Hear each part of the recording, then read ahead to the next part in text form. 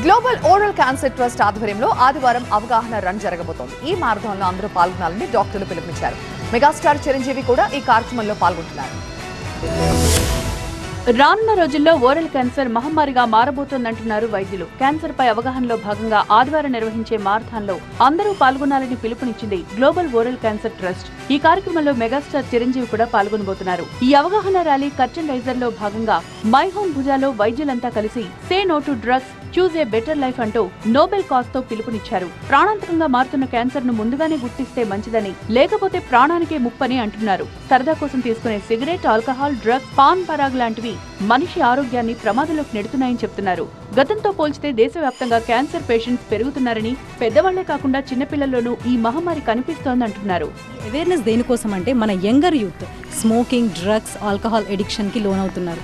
Addiction అయినప్పుడు ఏమైందంటే మన డీ అడిక్షన్ సెంటర్స్ అన్ని ఫిల్ అవుతున్నాయి.